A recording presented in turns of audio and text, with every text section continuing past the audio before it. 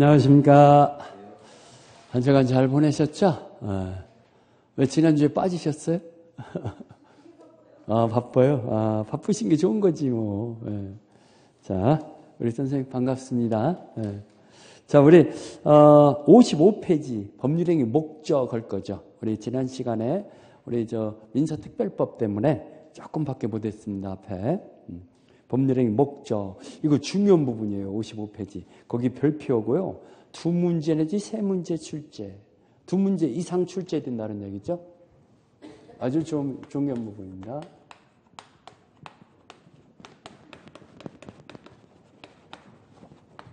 내용을 얘기하는 거죠. 법률행위 목적, 내용. 이 내용은 유효하려면은 지금 유효 요건을 보는 거죠. 유효하려면은 뭘 갖춰줘야 하냐. 자, 확정돼야 합니다. 확정성. 그 다음에 실현 가능성이 있어야죠. 그걸 얘기하는 거죠. 그 다음에 세 번째, 적법성이 있어야죠. 네 번째, 사회적 타당성이 있어야 하는 거죠. 사회적 타당성. 이게 하나라도 겨루게 되면은, 이게 하나라도 없게 되면은 이 법률행위는 무효입니다. 내용은 이 네 가지가 다 갖춰져야죠. 그걸 살펴보는 거죠. 자, 이 확정성은요, 이행시까지 확정 가능하면 된다라는 거.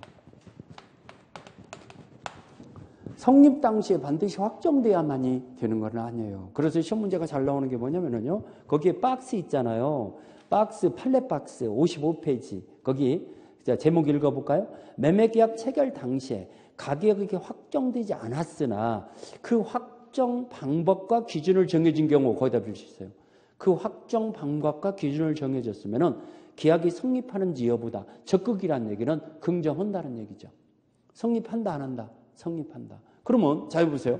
계약 체결 당시에 반드시 가격이 확정돼야 한다. 이행시까지 확정 가능한 기준과 방법을 정해주면 족하다.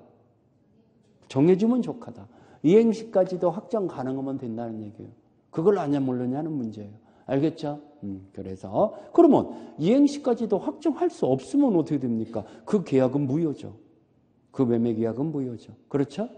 확정 가능하면 된다. 자, 이 실현 가능성, 불능을 목적으로 하는 법률행위는 어떻게 되냐? 실현 불가능한 걸 목적으로 하는 법률행위, 그게 실현 가능성이죠. 거기에 의예요. 두 번째 줄에 실현이 가능하냐 여부는 사의 통념에 의한 정해진다라는 말이 있죠. 거기다 밀차죠. 사의 통념상으로 결정해요. 물리적으로 가능하더라도 사의 통념상으로 실현 불가능하다 하면은 불능으로 취급하는 거예요. 자, 가능 불능은 어떻게 결정한다? 사의 통념상으로. 자, 56페이지로 넘어가서 자, 그러면 이 불능이 법률행위를 했을 때부터 불능인 걸 원시적 불능이라고 그래요. 최초로 불능인 걸 뭐라 한다? 원시적 불능. 성립 당시부터 불능인 거. 그렇지만 성립한 후에 불능인 걸 후발적 불능이라고 그래요. 성립 당시부터 불능인 걸 원시적 불능, 처음부터. 그러면 성립한 후에 이행되기 전에 불능이 된 걸 후발적 불능이라고 하는데 원시적 불능의 법률행위는 무효입니다. 무효. 후발적 불능의 법률행위는 유효해요. 왜? 계약을 체결할 당시에는 가능했던 거니까. 그럼 무효인데 이제 여기서 문제가 생기는 것이 원시적 불능의 법률행위는 전부 불능이냐 일부 불능이냐로 따져봐야 합니다. 이게 무효인데 자, 전부 불능일 때는 계약 체결상의 과실책임 문제가 생겨요. 535조. 계약 체결상의 과실 문제가, 과실 책임 문제가 적용된다. 그래서 우리 책에도 거기 56페이지 1번에 동그라미 2번 있잖아요. 원시적 불능의 효과라는 말 찾았죠? 2번. 자, 원시적 불능이 있으면 법률행위는 무효가 된다. 무효에다 동그라미 딱 치하죠. 우리 선생님 빨간 펜 안 가지고 오셨어요? 연필 넣지 말고 빨간 펜으로 탁탁 쳐버리세요. 네. 자, 집에 가서 색칠을 하시든가. 거기에 다만 채무자가 불능을 알았거나 또는에다 동그라미 치세요. 알았거나 또는이라는 얘기는 둘 중에 하나만 있으면 된다는 얘기예요. 또는 알 수 있었을 때는 계약이 유효할 것으로 믿었기 때문에 받은 손해, 실익을 배상해야 한다. 이게 계약 체결상의 과실 책임이에요. 곧 계약 채무자가 알았거나 불능을 알았거나 알 수 있었어요. 둘 중에 하나가 있어요. 근데 상대방은 그걸 모르고 있었어. 선어무과실이야. 그러면 상대방은 계약이 유효한지만 알았잖아요. 그러면은 이 계약 체결자한테 믿었음으로 인한, 믿었다는 게 실리익이죠. 실리익배상의 손해배상 청구권이 생기는 거죠. 계약이 유효할, 지금 무효가 됐거든. 유효할 것으로 믿고 들어갔던 여러 가지 준비 단계상에서 들어가는 비용이 생기잖아요. 그걸 뭐라고 부른다? 실리익배상. 실리익배상 문제가 생기는 거죠. 유효함으로 믿었으면 이는 손해배상. 거기 실리익이라고 나왔죠? 계약 체결 상호 과실책입니다. 이제 여기 우리 책에 이것만 써있고 이것은 안 써있는데 일부 불능도 알아놓으셔야죠. 일부 불능은 유상계약, 매매계약에서는 유상계약이잖아요. 유상계약에서는 이 유효에 취급해요. 일부가 불능이더라도 계약이 유효에 취급해요. 그래서 여러분들, 자, 평당 100만 원에서 500평으로 계약을 면적을 정했는데 실측을 해보니까 400평밖에 안 되는 경우 있죠. 그러면 계약 면적보다도 실제 면적이 부족한 경우죠. 그러면 100평은 아예 처음부터 불능이니까 처음부터 100평은 없었던 거니까 이행이 불가능하잖아요. 그래도 계약은 유효해요. 매매계약은 유효해요. 그 대신 매도인이 책임져야 안 져야요. 100평을 넘겨주지 못하는 거에 대해서 책임져야죠. 이걸 매도인의 담보책임이다 그래요. 이걸 뭐라고 부른다? 매도인의 담보책임. 수량 부족에 의한 매도인의 담보책임이다. 계약은 유효한데 매도인이 매수인한테 책임을 져야죠. 그래서 선의 매수인은, 그걸 모르고 있었던 매수인은 대금감액 청구한다든가, 대금감액 청구 400평 값으로 감액을 청구한다든가, 아니면 400평 갖고는 목적 달성이 불가능할 수도 있죠. 자기가 500평 아니고는 안 사. 그러면 계약 전부를 해지할 수 있고, 또 손해배상도 청구할 수 있죠. 400평이라도 사기를 원한다면은 400평 가격으로 대금을 감액시켜야겠죠. 자기가 원한다면은. 그렇지만 원하지 않는다면은 계약 전부를 해지할 수도 있죠. 그렇죠? 매수인이. 그걸 모르고 있었던 매수인이 매도인한테 책임을 묻는다는 거죠. 자, 후발적 불능은 어떻게 되냐? 후발적 불능은 채무자의 귀책 사유가 있냐 없냐, 채무자의 고의과실이 있냐 없냐, 고의과실에 의해서 고의과실이 있는 불능. 자, 계약을 체결할 당시에는 가능했지만 그 후에 불능이 됐어. 근데 채무자가 누구냐면은 불능 채무자니까 매도인이죠. 매도인의 잘못으로 이게 없어졌어. 불이 나버렸어. 그럴 수 있어요, 없어요? 건물이 매매가 된 후로. 매도인의 잘못으로. 근데 매도인의 잘못이 없이 뜻하지 않게 지진이 났다든가, 뜻하지 않게 수용이 됐다든가, 공익 수용, 이런 걸로 인해서 고의과실이 없이 불능이 되는 경우도 있어요, 없어요? 여기는 있는 거고, 고의과실이 있는 거고, 여기는 없는 거죠. 채무자다 하면은 매도인만 얘기해요. 매수인을 얘기한다 하면 틀려요. 왜? 매수인의 대금 채무자인데 대금은 불능이라는 문제가 없어. 지금 불능 채무자를 얘기해요. 돈은 불능이라는 문제를 인정 안 해. 돈은.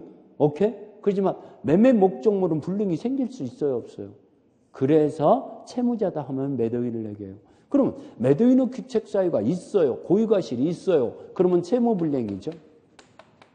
채무불량 문제로, 이행불능 문제로.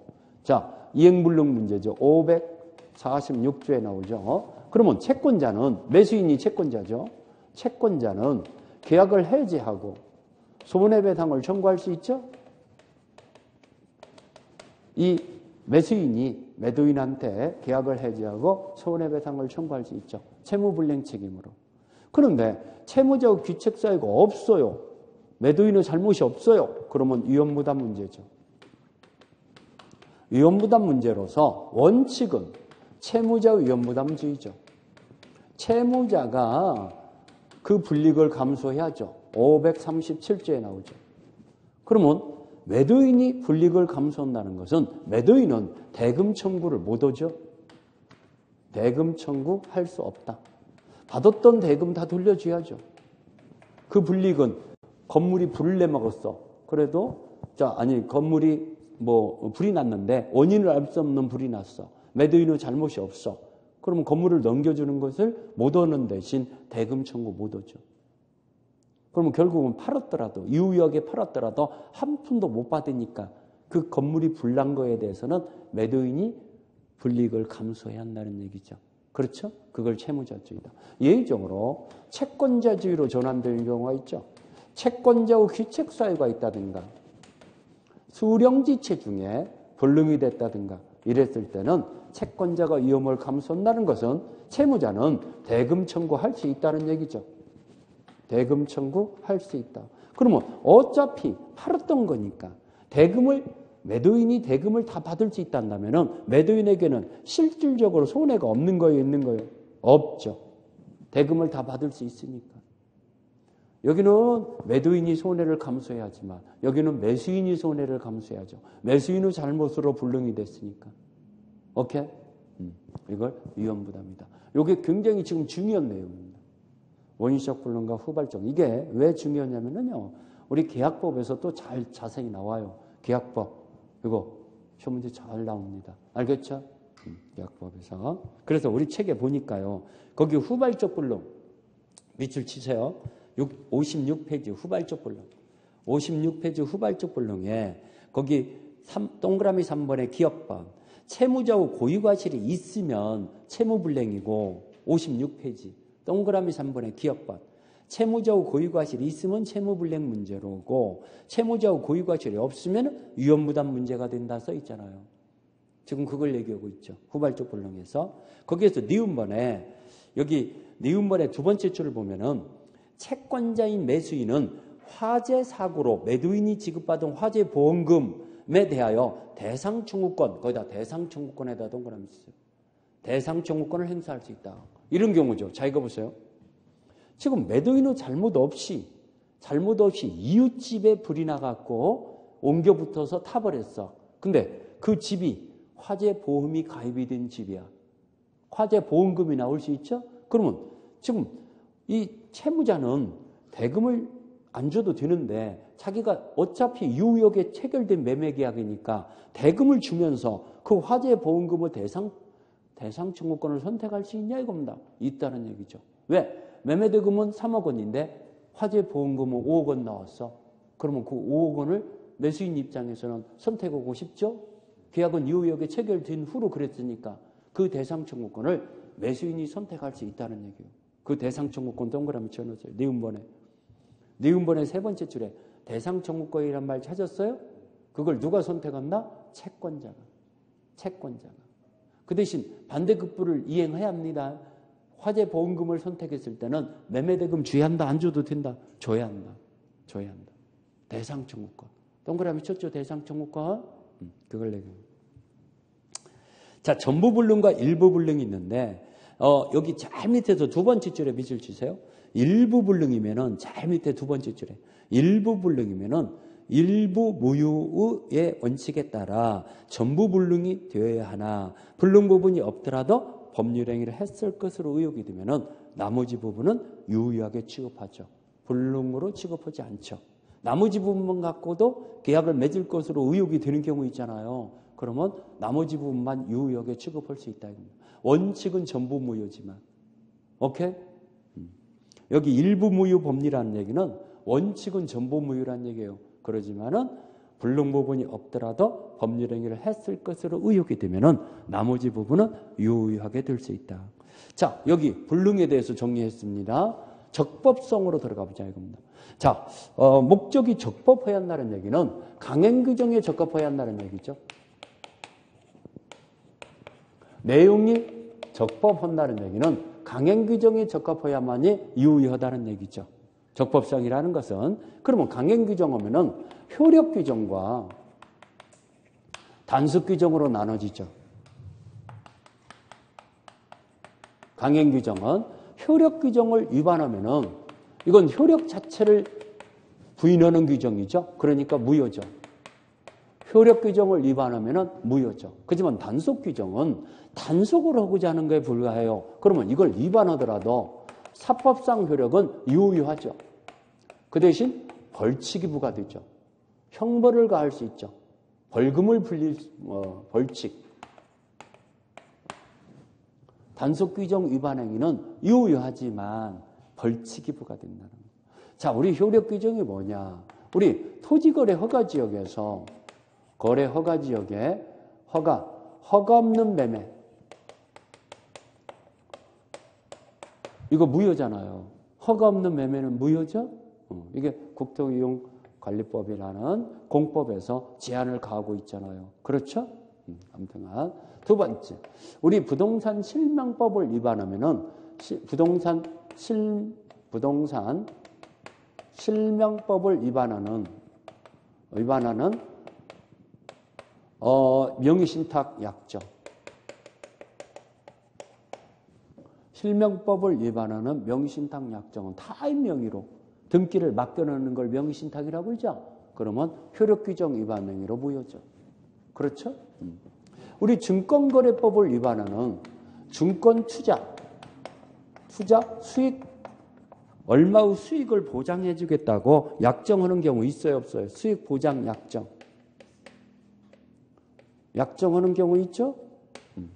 이런 것들은 다 효력규정 위반 행위로 무효죠. 자, 여러분들 자격증, 면허증 이런 거 있잖아요. 자격증이나 면허증 이런 것들을 대여하는 대여계약, 빌려주는 계약 이거 다 무효죠. 의사 자격증이 없는 자가 의사 자격증을 빌려갖고 병원을 개업한다든가 이러면 말도 안 되죠. 다 무효입니다. 대여계약. 다섯 번째. 자, 우리 또 봅시다. 우리 부동산 중개 수수료 있잖아요. 부동산의 중개 수수료를 법정 한도액을 초과하는 경우 있죠. 우리 몇 프로 이내에서만 받아야 한다 이게 있잖아. 제한을 하고 있잖아. 그러면 법정 한도액의 초과 약정. 그러면 초과 부분은 무효잖아요. 효력규정 위반 행위로 무효죠. 그러면 단속규정 위반 행위는 뭡니까? 우리 이 뭡니까? 주택건설촉진법에서 촉진법상에 우리 분양권 전매 제한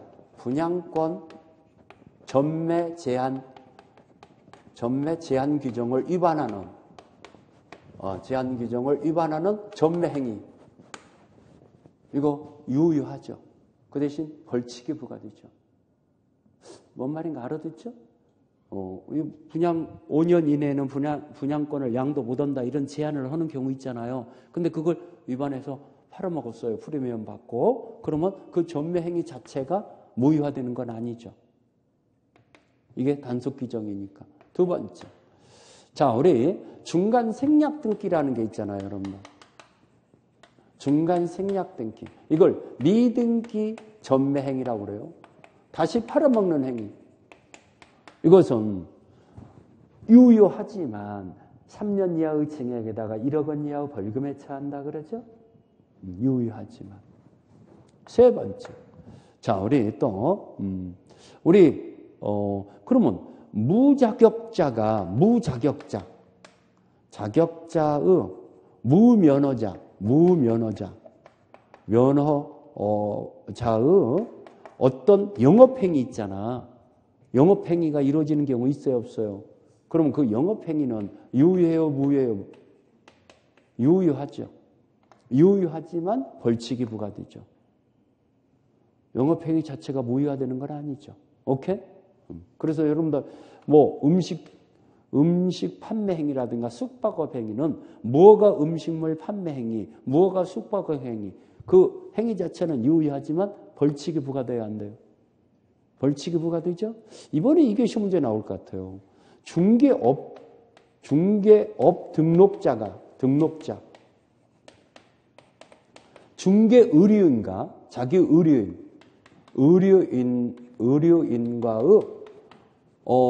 계약을 맺는 경우, 의료인과의 계약.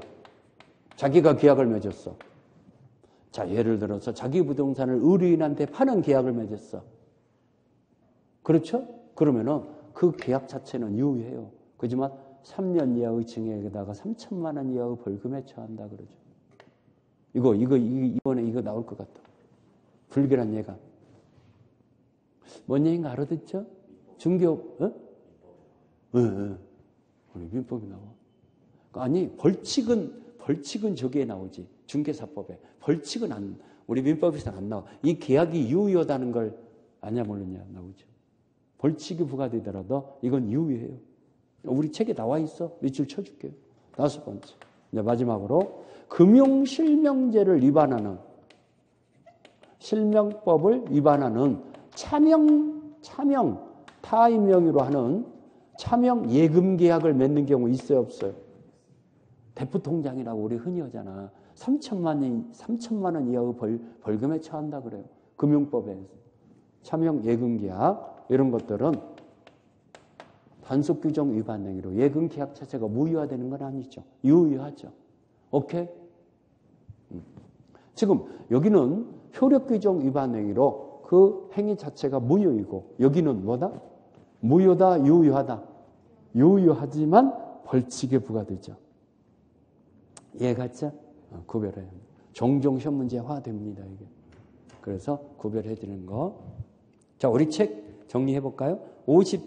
57페이지. 강행 규정 위반하지 말아야 하는데 적법성이라는 것은 강행 규정은 효력 규정, 사법상 효력을 무효화시키는 규정을 말한다. 그래서 효력 규정 나오죠? 그 부동산 거래 신고에 의한 우리 토지거래 허가지역 거기 세 번째 줄에 나오네. 토지거래 허가제 그 밑줄 치하겠죠? 토지거래 세 번째 줄. 지금 1번의 효력 규정의 세 번째 줄 찾았어요?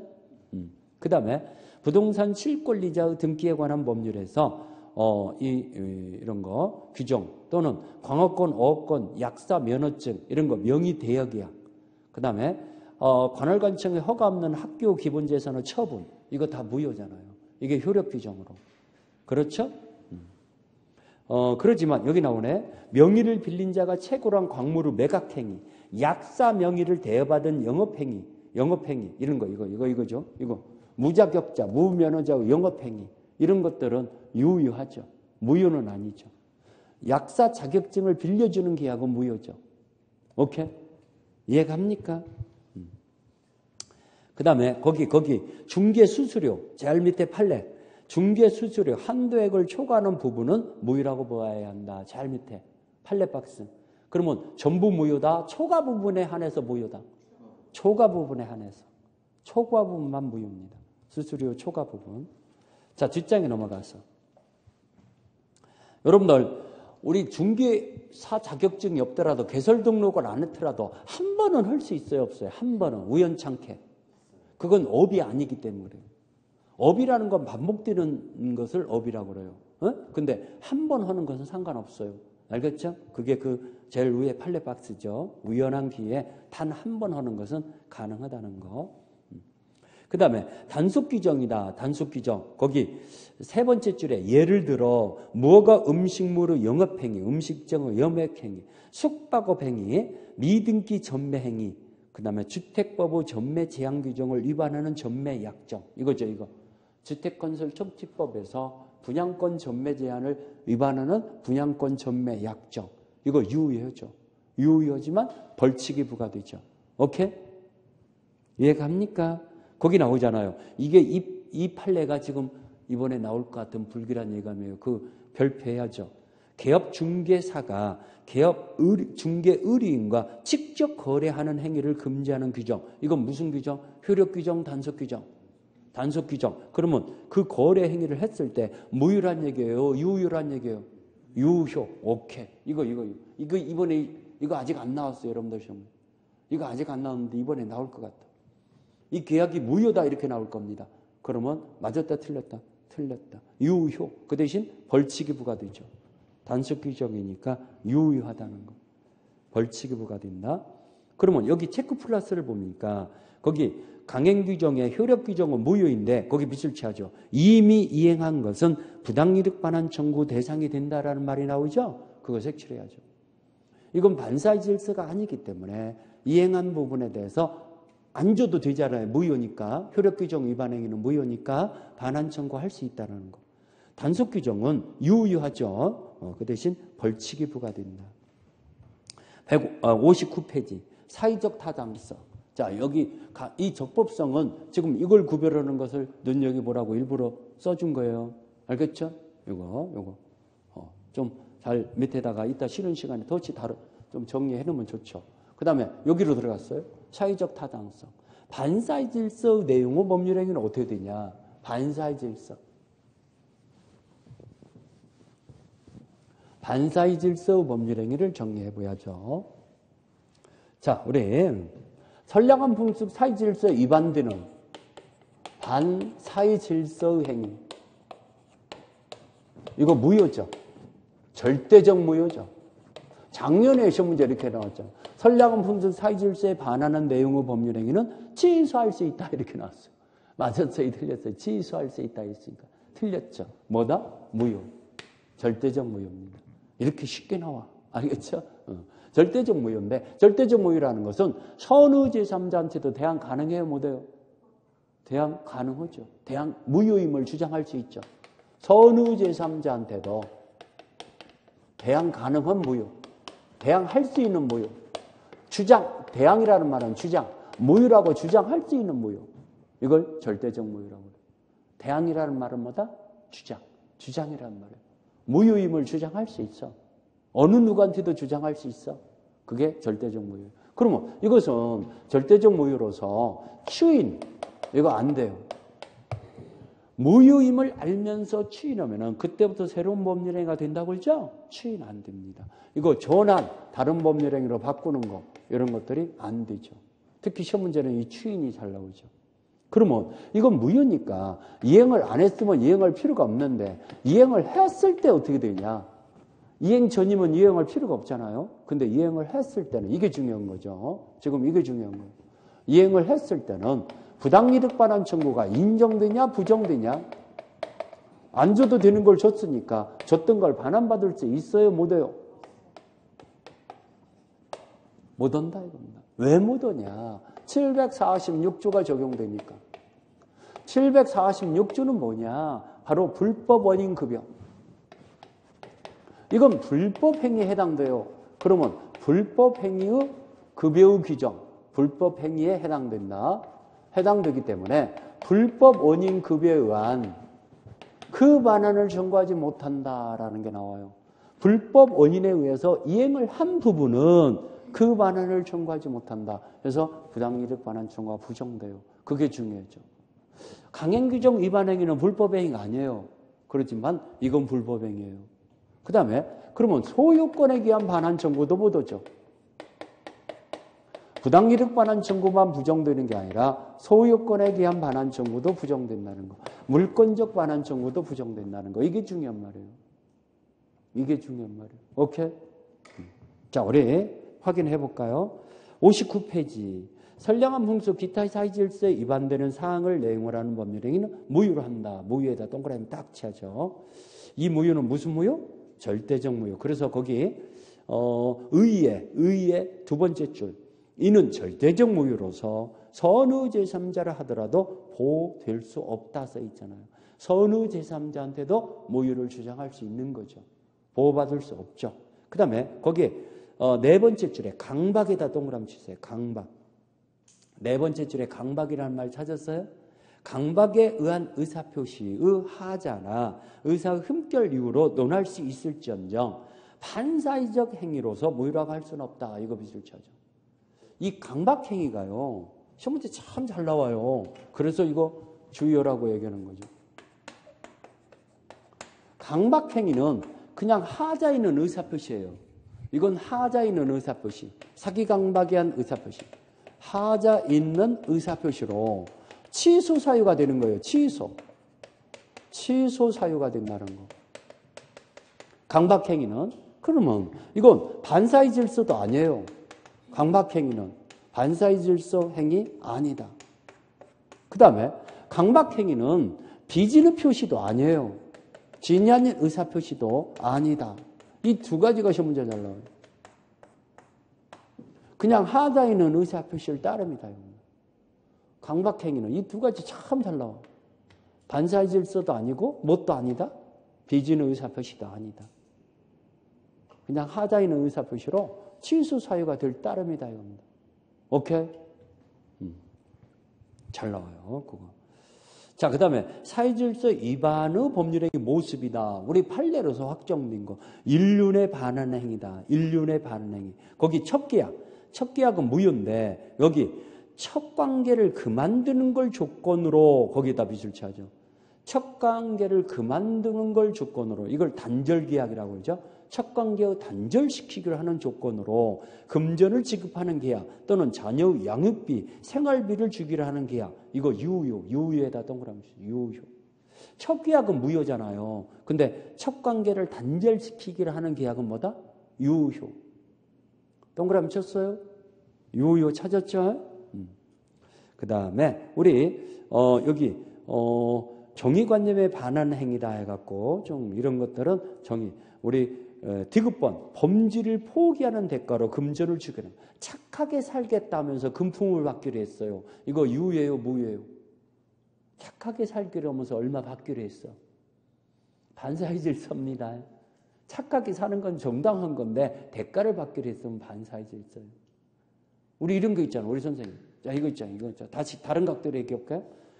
우리 법정에 증언으로 나갔을 때 진실만을 증언해야 하는 걸 허위 증언해야 해요. 진실만을. 그러면 진실만을 증언하는 대가로 1,000만 원 받기로 했어. 반사의 질서. 그게 바로 착하게 살기를 하면서 범죄를 저지르지 않기로 하면서 대가를 받기로 했어. 반사의 질서예요. 틀리기 딱 좋으니까 지금 얘기해 주는 거예요. 오케이? 대답 많죠?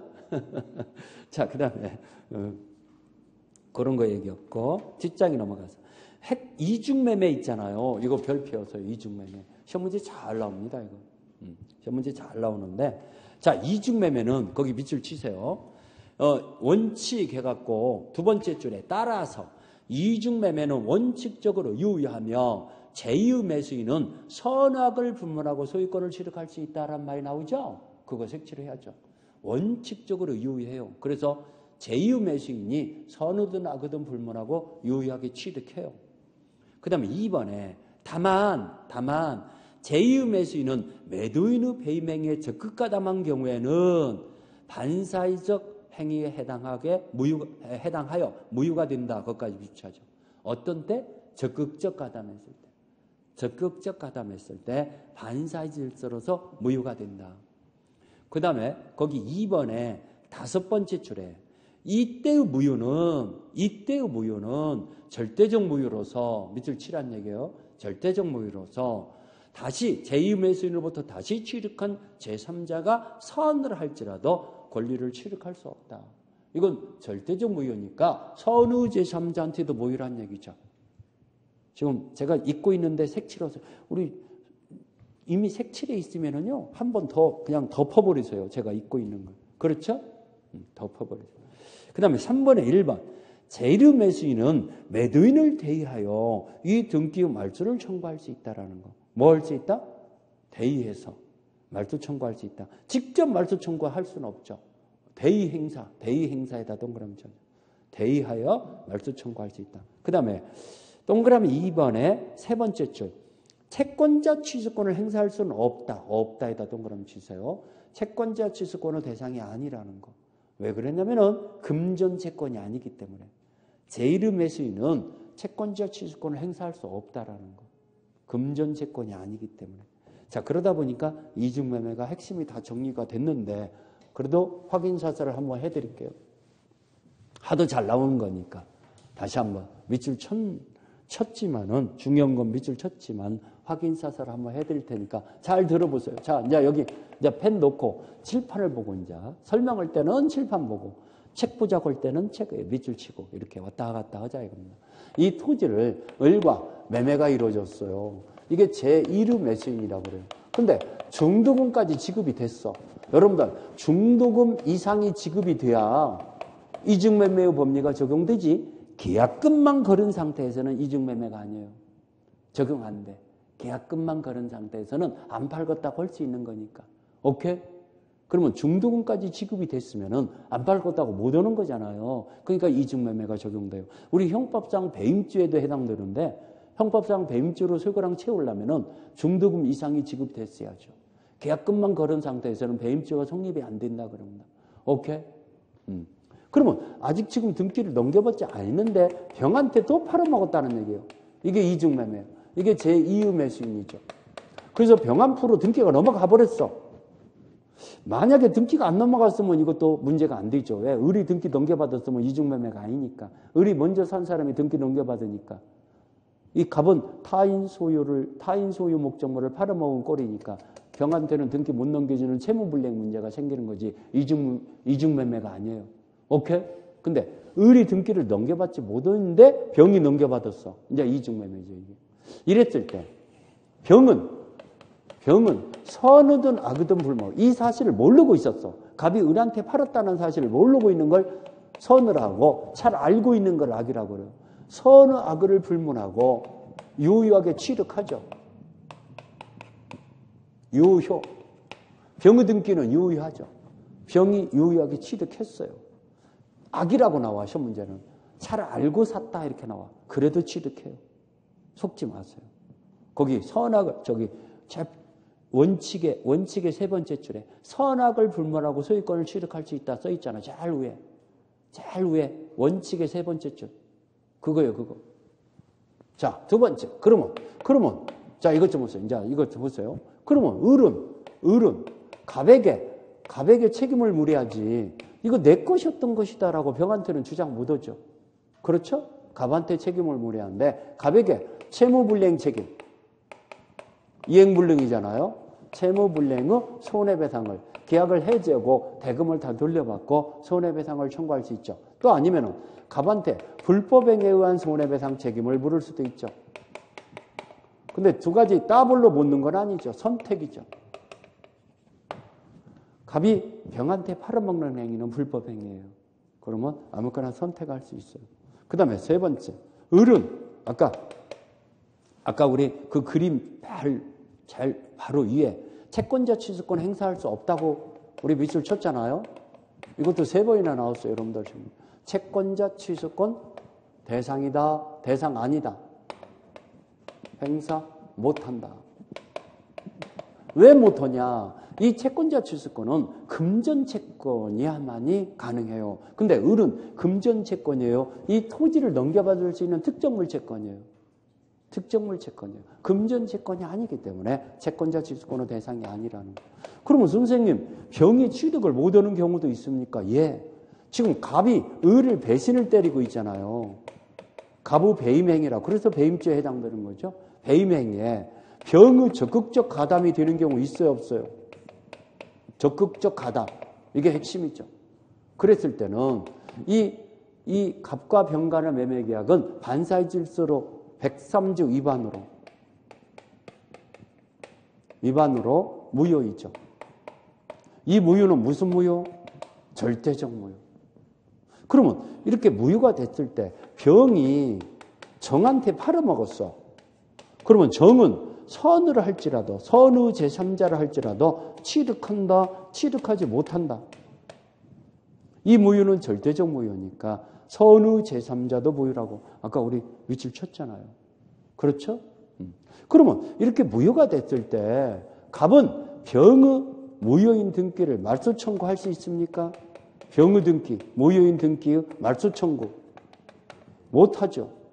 왜 못합니까? 갑은 지금 불법 행위자야. 불법 행위자는 이행한 부분의 반환 청구를 하지 못한다. 말소 등기 청구 못해.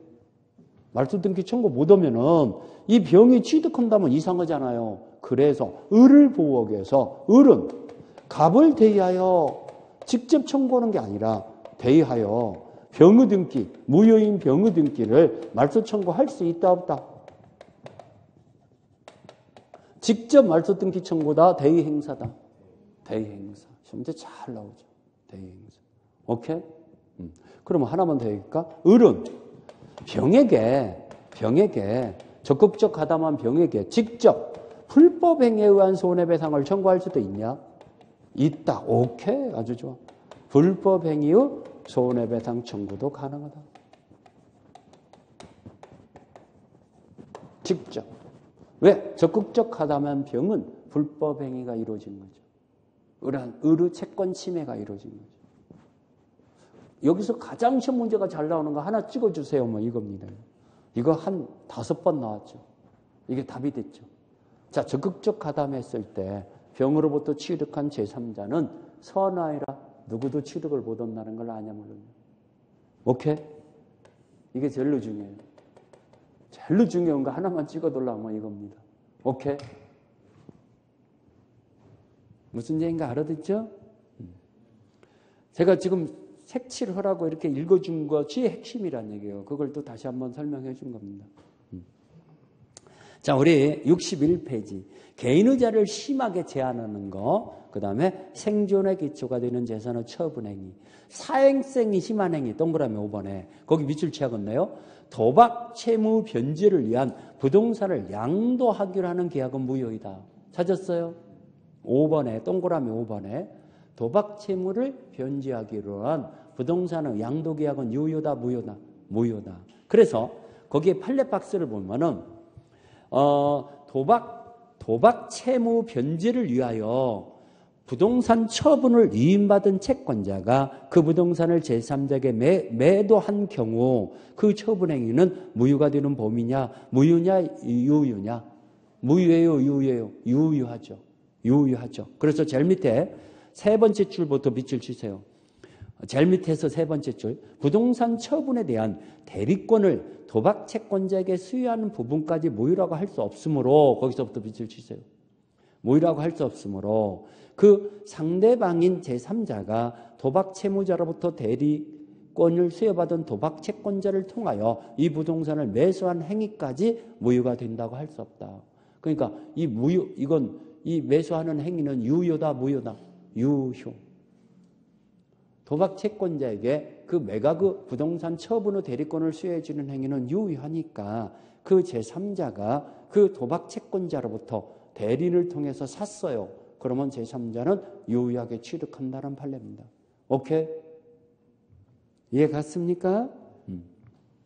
자, 그 다음에 6번의 동기유불법에서는요. 제일 밑에 두 번째 줄에 밑줄 치세요. 제일 밑에 두 번째 줄에. 판례는 제가 밑줄 치라는 것만 알아도 여러분들 답이 나야 나 빵긋빵긋 해버려요. 판례는 동기가 표시된 경우뿐만 아니라 표시된 경우 표시에다가 동그라미 치고 동기가 상대방에게 알려진 경우 알려진에다 동그라미 치고 표시됐다 또는 알려졌을 때는 그 동기가 반사의 질서의 경우에는 무효가 된다. 무효 동그라미 치고. 자, 둘 중에 하나가 있어야 무효란 얘기예요. 동기유불법은 어떤 때 무효다? 지금 동그라미 친 거 뭐예요? 표시됐다. 또 하나 알려졌다. 둘 중에 하나가 없어. 표시됐다, 알려졌다는 말이 없어. 그러면 그건 무효가 아니에요. 그렇게 표시됐다든가 알려진 경우 한해서 무효란 얘기예요. 오케이? 자, 뒷장에 넘어갔어. 사회질서 위반의 법률의 효과다. 이것은 불법 급여가 적용돼요. 불법 행위에 해당돼요. 그래서 거기 동그라미 2번의 두 번째 줄에 불법 원인 급여로서 그 반환 청구가 인정되지 아니한다 써 있죠. 동그라미 2번의 두 번째 줄 찾았어요? 불법 원인 급여로서 반환 청구가 인정되지 않는다. 니은번을 보니까 니은번 강제 집행을 면할 목적으로 니은번 부동산의 소유권을 명의신탁한 것은 불법 원인 급여라고 볼 수 없다. 밑줄 쳐놓았어요. 시험 문제 잘 나오죠. 자, 뭐가 시험 문제 잘 나오냐면요. 이 세 가지가 시험 문제 잘 나와요. 이거 강박행위 반사의 질서라고 했어요. 아니라고 그랬어요. 강박행위 반사의 질서에 아니에요. 아니죠. 또 부동산은 명의신탁 계약 부동산은 명의신탁 계약 그 다음에 우리 가장매매 통정허위표시라고 그러죠. 통정허위표시 그냥 허위표시하면 통정허위표시를 얘기하는 거니까 이 세 가지가 잘 나와요. 이 세 가지는 자 강박행위 명의신탁 계약 가장행위 이 세 가지는 반사의 질서다 반사의 질서 행위 아니다.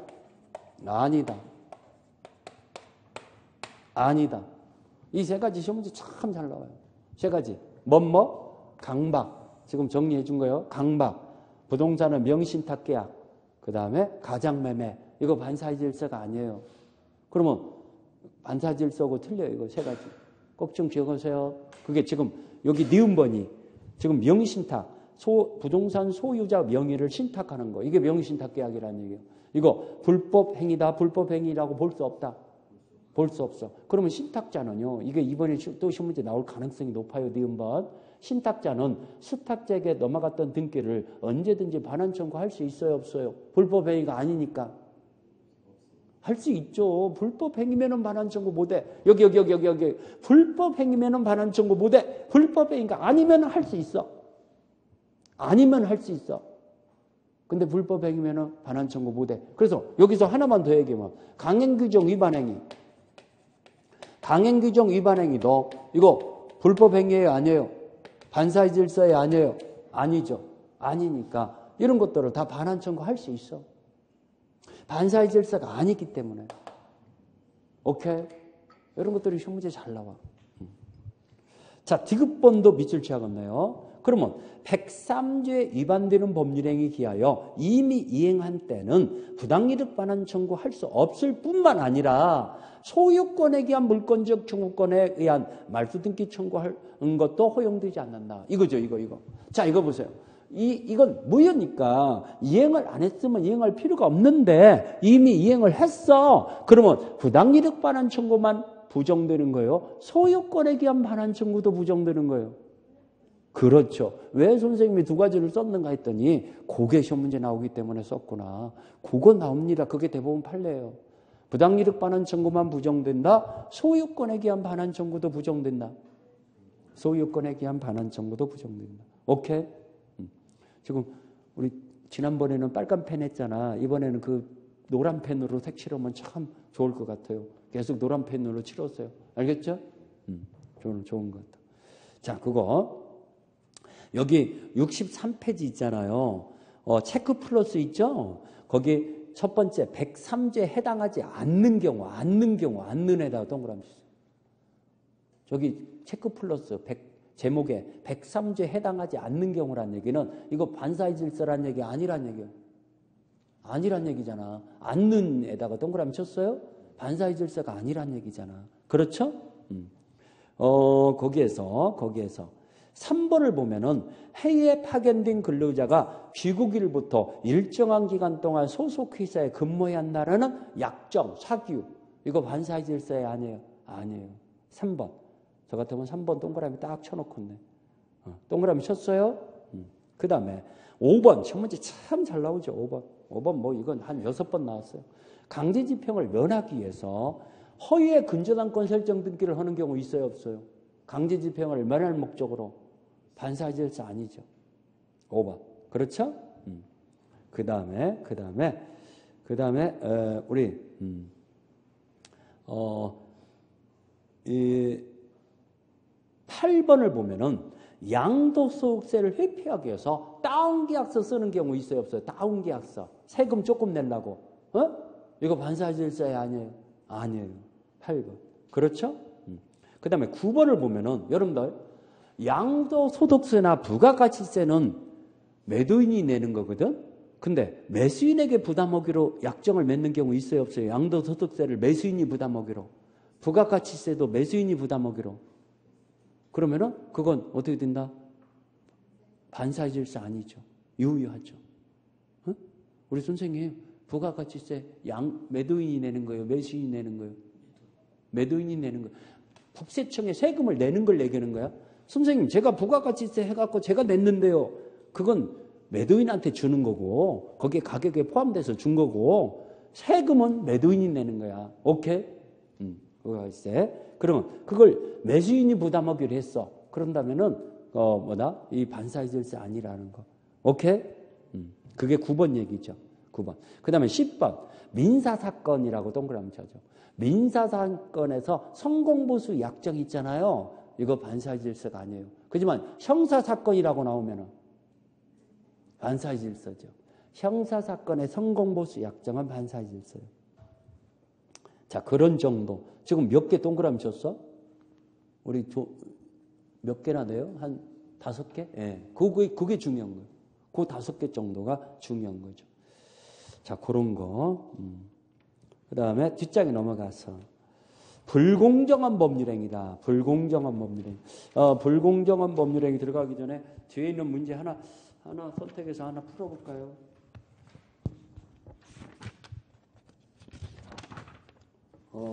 여기 기출문제 174페이지 7번. 174페이지 7번. 26기 기출문제잖아요. 이렇게 나온다는 것을 확인해 보려고 하는 거죠. 자, 반사회적 법률행위의 무효인 것을 모두 고른 경우는 26기 기출문제입니다. 여러분들 기출문제가 이 정도로 나와요. 무허가 건물의 임대행위 이거 유의하죠. 이거 반사회적 질서 아니죠.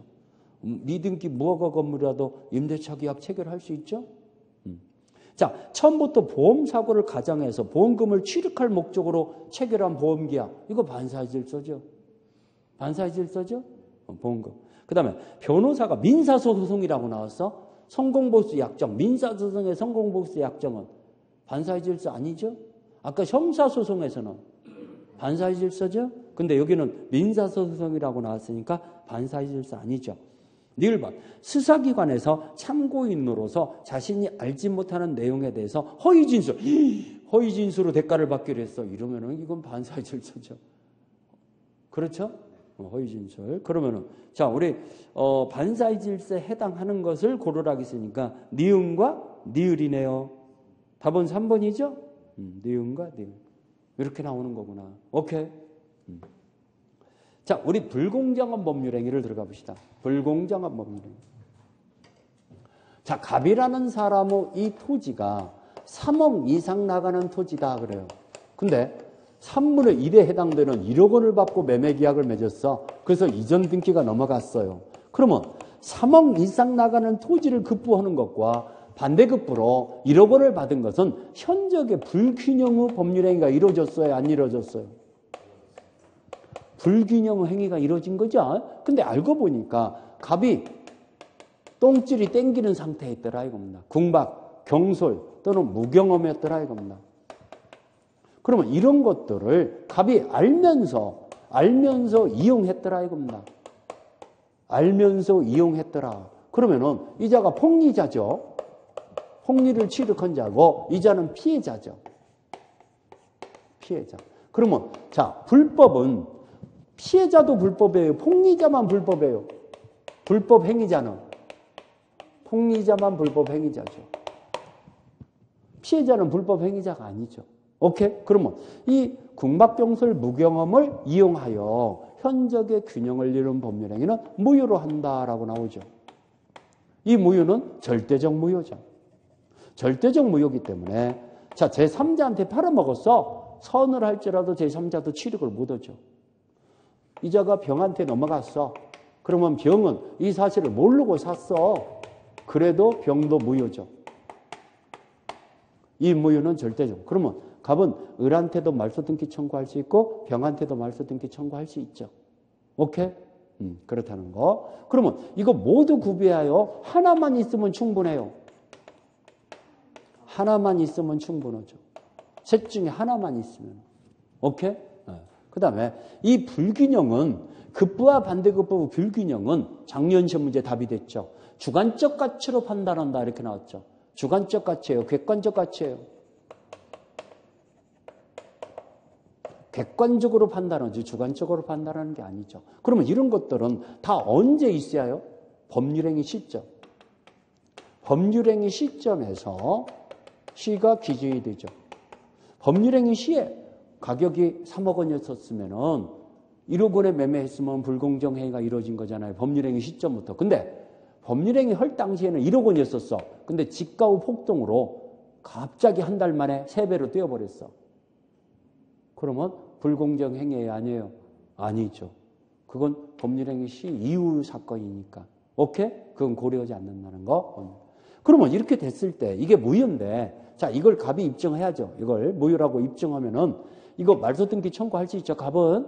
그렇지만 을은 대금 반환 청구할 수 있어요, 없어요? 이거 말소등기 반환 청구, 부당이득 반환 청구할 수 있어요, 갑은. 그렇지만 말소등기 청구할 수 있지만 을은 대금 반환 청구 한다 못 한다. 대금 반환 청구. 왜 못 옵니까? 불법 행위자는 이행한 부분의 반환 청구를 못 온다고 했죠. 갑은 불법 행위자 아니니까 반환 청구할 수 있고. 오케이? 이걸 불공정한 법률행위다 그럽니다. 자, 우리 지금부터 밑줄 치세요. 자, 64페이지 제일 밑에 줄에 104조는 제일 밑에 줄에 104조는 103조와 65페이지 제일 위에 줄에 103조와 독립된 것이 아니고 반사의 질서의 법률행위 하나의 예시에 지나지 않는다고 본다. 그게 한 지문에 나와요. 103조 하나의 예시에 지나지 않는다는 건 103조 유형이라는 거. 하나의 유, 반사의 질서 유형이라는 거. 밑줄 쳤어요? 자, 그러면 여기 객관적 요건이다 해서요. 동그라미 1번, 2번에 동그라미 1번의 세 번째 줄. 현저한 불균형. 거기 현저한 불균형. 그게 바로 객관적으로 판단한다. 거기서 제일 끝에, 1번의 제일 끝에 거래상의 객관적 가치에 의해야 한다. 자, 불균형. 지금 동그라미 65페이지 2번의 동그라미 1번의 제일 끝에 거래상의 객관적 가치에 의해야 한다. 판례 바로 위에. 객관적 가치란 말 찾았어요? 주관적 가치로 판단한다. 이렇게 나왔다니까. 우리 29위 시험 문제. 그러면 틀리죠. 불균형은 객관적 가치로. 그 다음에 판례 박스를 보니까 이 불균형의 판단 기준은 어느 시점? 법률행위 시점. 거기 동그라미 쳐줘. 판례 박스에 법률행위 시라고 써있죠? 어느 시점? 법률행위 시점. 그 다음에 주관적 요건이다 해서 궁박경설 무경험을 이용하려는 상대방 악의가 필요하죠. 악의. 악의의 상대방이 하죠. 그 다음에 기억. 궁박경설 무경험은 모두 갖춰야 한다. 하나만 갖추면 된다. 하나만. 하나만에다 동그라미 쳐. 하나만. 찾았어요? 하나만. 그 다음에 A번. 궁박은 경제적 요인만 얘기해요. 심리적, 정신적 요인도 포함해요. 심리적, 정신적 요인도 포함한다. 그 다음에 무경험. 이 무경험이 또 나왔죠. 29위 시험 문제. 무경험은 어떤 특정 영업의 경험이 없는 거예요. 일반적인 경험이 부족한 거예요. 거래 일반의 경험 부족. 거기다 색칠을 해야죠. 무경험은 뭐다? 거래 일반의 경험 부족. 오케이? 그 다음에 니은번. 이 니은번 별표 써요. 징그럽게 많이 나와요. 대리를 통해서 불공정 행위가 이루어졌어요. 그러면 경솔 무경험은 누굴 기준으로? 대리인. 궁박은 본인. 오케이. 이것 좀 암기했어요. 경솔 무경험은 대리인. 궁박은 본인. 징그럽게 많이 나와요. 이거 꼭 좀 기억하세요. 알겠죠? 자, 그 다음에 입증 책임은 무유를 주장하는 자가 다 입증해야죠. 3번의 세 번째 줄. 무유를 주장하는 자가 다 증명해야 한다. 써있죠? 무유를 주장하는 자가 누구예요? 피해자. 그 다음에 적용 범위. 이 적용 범위도 종종 잘 나옵니다. 거기 두 번째 줄에 단독 행위는 적용되나 증여에다 동그라미 치세요. 증여나 경매에다 동그라미 치세요. 경매. 세 번째 줄에 경매 찾았죠? 증여나 경매는 적용된다, 적용되지 않는다. 빨간 펜으로요. 동그라미 딱딱 치세요. 눈에 팍 들어오게. 그러면 답이 나야 나 해버려요. 공부하기 편하게 해주려고 하는 거죠. 알겠죠? 저는 다 알아요. 어떻게 나오는가, 어디가 나오는가를. 여러분들은 어디가 중요한가를 잘 모를 거 아닙니까? 그래서 확인 사살을 해드리는 거죠. 자, 효과. 효과에서요. 동그라미 2번에 급부가 이행이 된 경우다 해갖고 나오죠. 이 이행이 됐을 때 상대방은 폭리 행위의 상대방은 그 급부한 것을 반환 청구할 수 있으나 폭리 행위자는 급부한 것을 반환 청구를 할 수 없다라고 나왔죠. 그거 밑줄 쳐야죠. 자, 여기 피해자는 상대방이 피해자요. 피해자는 반환 청구할 수 있으나 폭리 행위자는 불법 행위자니까 반환 청구한다 못 한다? 못 한다. 자, 67페이지 제일 위에 추인에다 동그라미 쳐죠. 추인에 의해서 새로운 법률행위가 될 수 없죠. 제일 위에 67페이지 제일 위에. 이거 시험 문제 잘 나오죠. 무유행위 추인이 허용이 안 되죠. 추인하면은 그때부터 새로운 법률행위가 된다는 것이 적용이 안 돼요. 그렇지만 전환 동그라미 치세요. 전환에 의해서 다른 법률행위에서 유효요건이 갖춰졌어. 그러면 다른 법률행위로 바꿀 수는 있다는 거. 추인은 안 되는데 전환은 가능하다. 자꾸 암기해야죠. 거기 판례 박스를 보니까 부재소 합의라는 말이 있죠. 부재소 합의에다 동그라미 쳐줘. 판례 박스에. 부재소 합의라는 말 찾았어요? 자, 소송을 제기하지 않기로 한 합의는 무효라는 거예요. 불공정 계약을 맺어놓고 더 이상 소송을 제기하지 않기로 합의를 보는 경우 있잖아요. 그러면 그것도 무효입니다. 무효. 자, 이래서 우리가 불공정 행위를 살펴봤고 뒤에 있는 문제 또 하나 풀어볼까요? 자꾸 확인 사살을 해보는 게 좋지 않습니다.